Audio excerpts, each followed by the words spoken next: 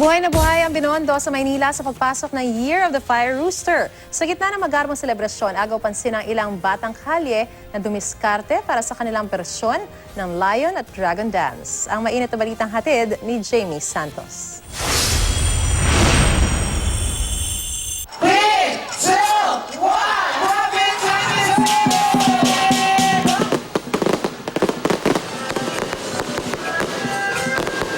Makulay na fireworks display na tumagal ng ilang minuto at Dragon Dance sa Chinese Garden sa Rizal Park, idinaan ang pagsalubong sa Chinese New Year sa lungsod ng Maynila.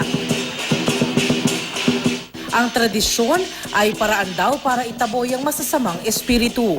Dinaluhan ni Chinese Ambassador to the Philippines Zhao Jinhua at Department of Tourism Secretary Wanda Teo ang selebrasyon. Sa Binondo, ilang batang kali ang dumiskarte para magka-costume pang Lion at Dragon Dance. Gamit lang ang mga kinalakal na karton, sako at bote, nakagawa na sila ng costume sa pagsasayaw. Mula sa tambol hanggang sa galaw, gayang-gaya ng mga bata ang Lion at Dragon Dance.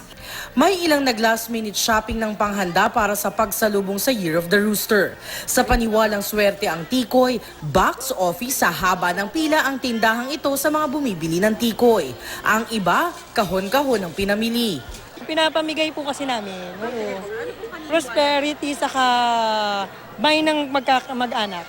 Mabentang-mabenta rin ang mga bilog na prutas. Kaliwat kanan din ang bentahan ng mga Lucky Charms. Isang grupo nga ng magkakaibigan ang nakita namin may mga tangan na Lucky Charm na Fire Rooster habang namamasyal sa Chinatown. Nagregalo kami sa isa't isa. Para kasi naniniwala kami na swerte. Ano daw to wealth daw ito Ilan din ang naabutan naming nag-alay ng dasal gamit ang mga pulang insenso at pulang kandila. Jamie Santos, GMA News.